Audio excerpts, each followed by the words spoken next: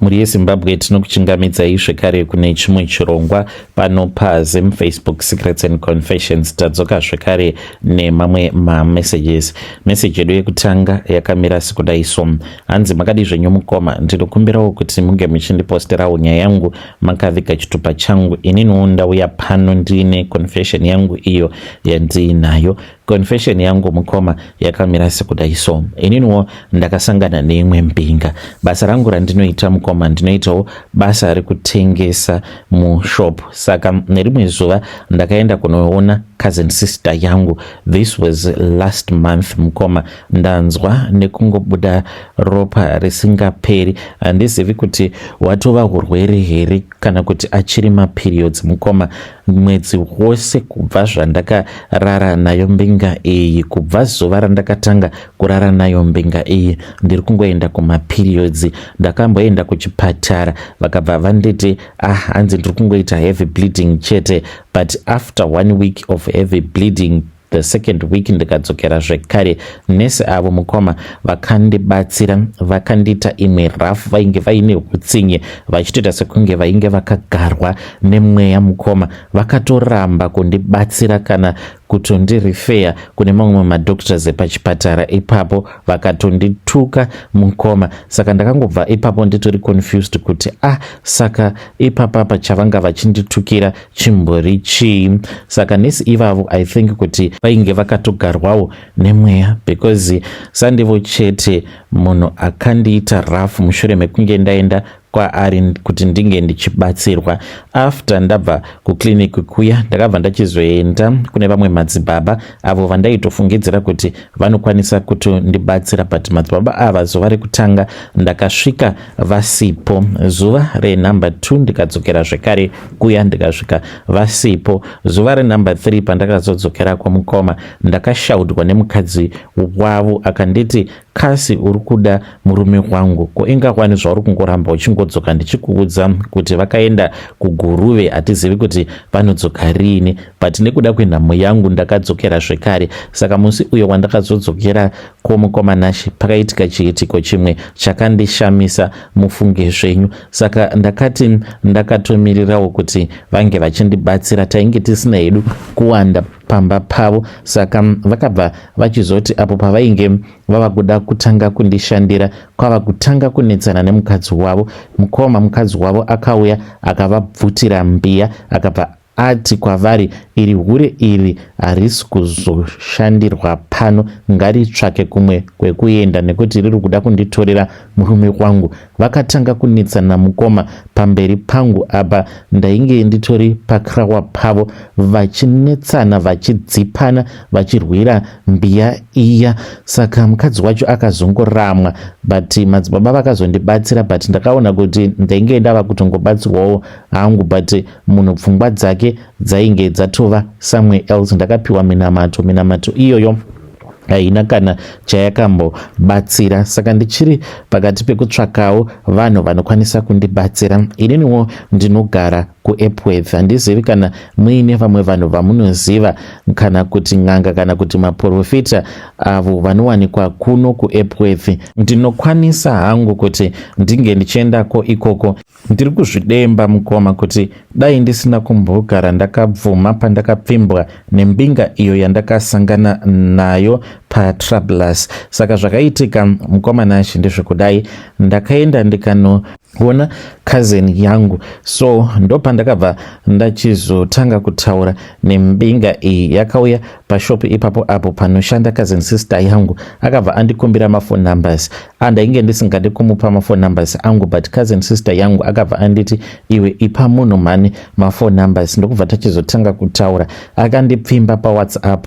Apa ndakaona kuti ainge ari munhu ainge aine mari dzake, ndikabva ndachizobvuma. Baba ava ndichati vainge vachigara kuBorodale, vakazoya vakandipika kuEpworth, ndikaenda navo kumba kwavo kuBorodale. Mukoma ndakafara, ndikati asi Mwari makanaka, tararai muone kuti ndava danana nemurume ane imba yakanaka kudai, ane motikari dzakawanda kudai, uye zvekare ane mabhizinesi. Saka vakandoudza kuti ivo vainge vaine bhizinesi ravo rekudrila migodhi vachiita zvemabohol. Saka ndakafara ndikabva ndati ndichange ndichizotonzi mining paya, pamwe ndinenge ndava kuzotodhiraivhawo motikari yangu sezvo painge paine motikari dzainge dzakawanda. Mukomana takati tapedza kurara tose akabva achizondiudza kuti ainge ava kuda kumboenda kunoshanda usiku hwose. Mukoma ndakazorara ndiri ndega. After that ndo pandakabva ndachizopiwa mari mangwana acho makuseni. Akabva anditi mari iyi ndiyo yandiri kuda kuti unge uchizoshandisa. Ndikati kuishandisei? Akabva anditi pane zvakakosha zvauri kufanira kuti unge uchizoishandisa mari. Saka akandipa mari yainge ichikwana iyo kuita $1,200. Ndakabva ndadzokera zvangu kumba. Mukoma ndakabva ndachizongotanga buda ropa. Ndikati zvimwe kuda maybe ndaenda kumazuva angu, but ini handisi munhu anoita mairregular, asi ndakangoti zvimwe kuda ndo zvainge zvaitika. Saka ndakangoramba ndichingoenda kumazuva angu. Pandakaona kuti it was 1 week, ndikati pano ndava kuenda kuchipatara because ndainge ndichiita heavy bleeding nekuda kwekuramba ndichingobuda ropa rakawanda. Ndainge ndava kutemwa neumwe musoro usingaite. Ndasvika kuya kwava kuitwa rafu nanesi. Saka musi uyo pandakarara kumba kwake Mukoma, pane zvimwe zvikari zvakaitika. Ndakapepuka ndikamuka ndikaona ndiri kumakuva, but zvakangoitika kuda kwemasekenzi mashomanana zvekuti ndakangovhura maziso ndikabva ndaona kuti aikaka kuzvandiri kumakuva. Saka mbinga iyi ndakaiona ainge akapfugama ari kumberi kwangu. Tainge takamira pane rimwe guva, but guva iri Mukoma handina kukwanisa kuziva kuti rainge riri raani wake, nekuti handina kukwanisa kuwana mukana wekuti ndinge ndichiverenga zita rainge rakanyorwa patombstone. Ndakangoti ndichovhura maziso, kungovhura maziso kudai, kuvhara maziso ndokubva ndatoona kutoti ndainge ndava mubedroom muya. Ende mbinga iyoyo Mukoma ndakaidaidza, ndichaidaidza zvekare because akandikira do. Akangoti achingobuda kwava kutondikira inini ndiri mubedroom, akati unokwanisa kuzondidisturba. Saka ndakatombochema ndakamira padoo nekuda kwekuti ndainge ndichitya, uye zvekare ndainge ndarota hope dzainge dzandivhundutsa. Zvadaro Mukoma akandipa mari yangu akanditi pane zvichaitika kwauri zviri very important. Ini nekuda kwenhamo Mukoma ndakangoti ndichosvika pamba ndokubva ndatotenga magroceries angu makatoni. Imwe mari ndikapawo vabereki vangu, imwe yacho ndikatengawo mbudzi dzangu 2 kumusha. Saka ndakazongotanga kuenda kumazuva angu. Kusvika pari nhasi ndiri munhu wekuti ndiri kungoenda kumazuva angu each and every day, and ndinenge ndichiita heavy bleeding. Handichaziviwo kuti ndoita sei. Ndava nenguva ndichingodzokera paTravelers ndichitsvaka mbinga iyi ndichiti zvimwe kuda ndinokwanisa kungodhumana nayo, asi zvakaoma Mukoma. Upenyu hwacho hwakandiomera. Hei vedare, ndo message iyo yandakatumidzirwa ichibva kuna vanzvadzi vedu. Zvakangooma hazvo vedu we pavakanditumidzira nyaya yavo yeparoundabout yepaTravelers. Ndakabva ndafunga imwe message iyo yandakatumidzirwa it was last month. Saka nekuda kwekuwandirwa handina kukwanisa kuti ndinge ndichizoverenga message yavo Mukoma ivavo. Saka ndakazotanga kupinda busy kuscrolla down ndichitsvaka macontacts avo, ndichitsvaka chati ravo kusvika ndichizosvika pachati ravo. Saka message yavo yavainge vakatumidzira yainge yakamira sekudai: hanzi Mukomana chimakadii zvenyu, ndinokumbirawo kuti munge muchindipostera nyaya yangu makaviga chitupa changu. Ininiwo ndiri murume uye zvekare ndine makore 37 years kuberekwa. Ndiri kurarama ndiri kunoku kumhiri kwemakungwa. I'm just going to tell you this in advance kuti kana kuri kunzi zvikazoitika, chiitiko ichi chikazoitika, muchazozviziva kuti zvandiri kukuudzai ichokwadi. Ende kune avo vanenge vasina belief yekuti satanism iriko, muchazobhilivha mushure mekunge chiitiko ichochi chaitika kuti satanism iriko. Iniwo ndakajoina satanism kuburikidza noumwe mukomana uyo wandainge ndichidzidza naye. Vabereki vake vainge vaine mari, saka ndainge ndisingatozivi kutoti vabereki vake vainge vaine mari nekuda kwekuti vainge vari masatanist. Saka akazotanga kundiinvita kumba kwavo, even though iye ainge achigara kumasuburbs, isu vamwe kunyange tainge tichidzidza paPrince Edward but taigara mughetto. Saka ndakazotogumisidzira ndava kutogara kumba kwavo, ende vabereki vangu vakafara chaizvo apo pavakaudzwa nevabereki vefriend yangu kuti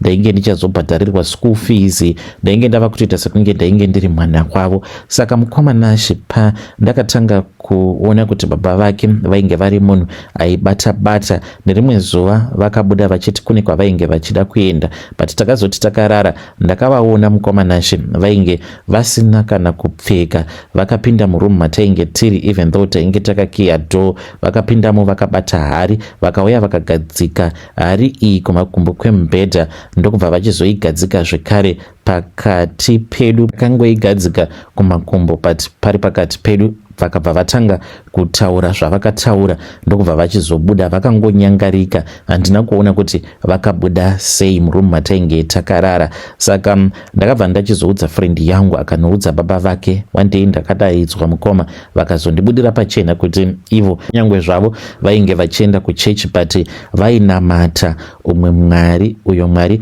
wandainge ndisati ndava kuziva, uyo wavakati ndiye mwari wechokwadi. Ndokuzojoina kwandakazoita satanism ikoko. Saka mushure mekunge ndajoiniswa satanism, mission yangu yainge iri yekuti ndinge ndichizouya kuno kumhiri kwemakungwa kuti ndinge ndichizogadzirira kana nguva yakwana, ndokubva ndauya kunoko.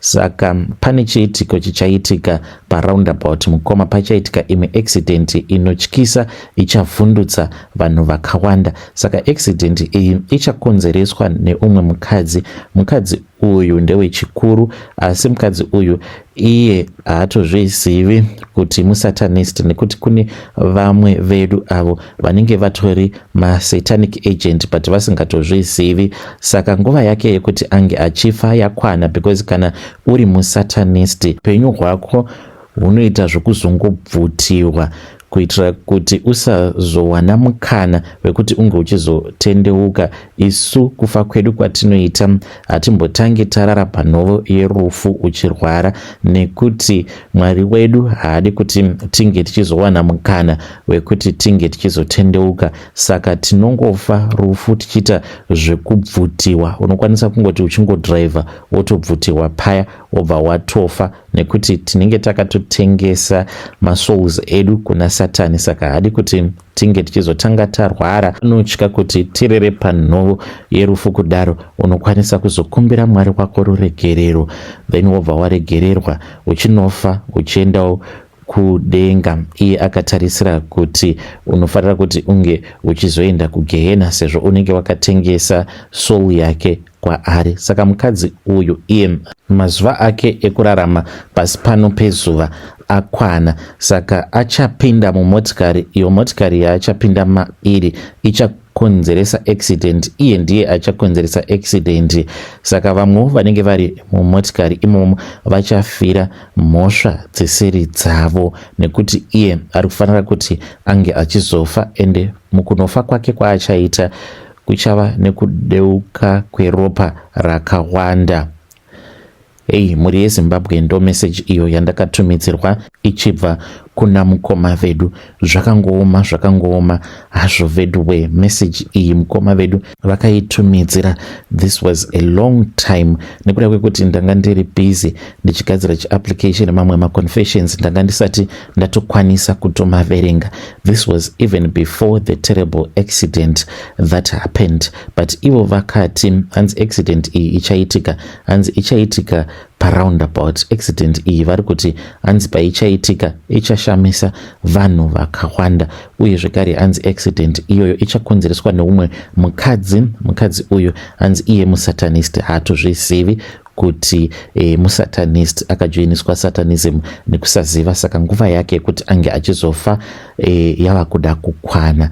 Strange things indeed they do happen in this world. Regedzai tibva taenda panyaya yedu inotevera. Nyaya yedu inotevera yakamira sekudai so. Hanzi makadi zvenyu mukoma, ndinokumbirawo kuti munge muchindiposterawo nyaya yangu makaviga chitupa changu. Please ndapota musazoisa nyaya yangu kuchirungu. Izvo ndo zvakaitika mushure mekunge ndauya kuno kuSouth Africa, saka ndakatanga kushandira umwe mudhara uyo ainge achienda kuchechi yeZCC. Mudhara uyu mukoma ainge aine mari dzake, ainge ari wechikuru, saka akazorora umwe mukadzi ainge ari musutu, vaya vatinoti mapedi muSouth Africa. Saka akazorora umwe mukadzi ainge ari wechidiki. Mukadzi uyu akabatira pamuviri akazvara mwana, asi ndakazotumwa nemudhara uyu kuti ndige ndichizomuurayira mwana wake. Mwana uyu ndakamuuraya mukoma apo ainge ava negore. Zvakaitika ipapo mukoma Nashe vainge vakatogara zvavo vachitoita brai yavo. Vakati vachiita brai kudaro, akabva achizongondipa an instruction paWhatsApp kuti ndaifanira kuti ndige ndichiita sei. Ndainge ndiine mamwe mafuta awo andainge ndakapiwa, saka akandipa nyanga, ndokubva anditi nyanga iyoyo ndaifanira kuti ndinge ndichigara nayo kuzonosvika ndichizonomuurayira mwana wake. Saka nyanga iyi mukoma yainge yakarodzeka ende yaiva ine mafuta awo andainge ndichizora. Saka akanditi enda unogeza, ndokubva ndamhanya ndikaenda ndikanogeza. Sezvo ndainge ndichigarapo pamba pavo, ndakaenda ndikanogeza mukoma Nashe, ndokubva ndachizotora mafuta ndikazora mafuta aya ndikatora nyanga iya. Saka mwana wavo ainge akarara muspare room yake, ivo vainge vakagara panze nedzimwe hama dzavo neshamwari vachiita brai. Ndakapinda mumba mukoma Nashe, ndokubva ndachizobaya mwana wake nenyanga, but handida kunyanyisa kumubaya, ndakangonogadzika chete nyanga pachipfuva chake. Ndapedza kuita saizvozvo mukoma, ndikabva ndadzipa mwana uyu. Ndakatora pilo ndikamuvhara kumeso kuitira kuti asazonzwika kana uridza mhere. Ndikamudzipa mukoma kuzonosvika mwana uyu achizonofa. Ndakabva ndabuda mukoma Nashe ndikaenda ndikanorasa nyanga iyoyo. Ndakanzi ndige ndichinoisiya kumakuva. Ndikaenda kutauni ndikanoita hangu shopping yangu, ndikadzoka ndiine magrosari angu. Ndopandakadzoka ndikaona kuti pamba painge paine mapurisa akasungwa. Hapana, vakangofungidzira kuti zvimwe kuda mwana uyu he just died because of a natural death, but sandizvo zvakaitika. Mukoma mudhara iyeye aityisa. Ndakazoti andipa mari pandakadzokera kuZimbabwe ndichizodzoka kuno kuSouth Africa, handina kana kuda kumuudza kuti ndainge ndadzoka. Akazongondifonera akabva anditi there is no need yekuti unge uchindinyepera my friend uchiti uchiri kuZimbabwe, ndinozviziva kuti wakadzoka kunoku kuSouth. Ndo zvakaitika izvi mukoma, ndakatoponda ini. Saka ndoda kungozivawo kuti sezvo zvinhu izvi zvakaitika muurombwa, dzainge dziri mhiko dzandaizadzisa dzeurombwa hwemudhara iyeye, sezvo ndainge ndiri mutumwa, ivo vachiti mutumwa haana mbonje, zvinoreva here kuti I am safe kubva kumweya wengozi? Vedari ndo message iyo yandakatumidzirwa ichibva kuna mukoma vedu avo. Hanzi sezvo ndainge ndiri mutumwa, zvichinzi mutumwa haana mbonje, does it mean kuti I am safe kubva kumweya wengozi? Pakaipa kani pakaipa.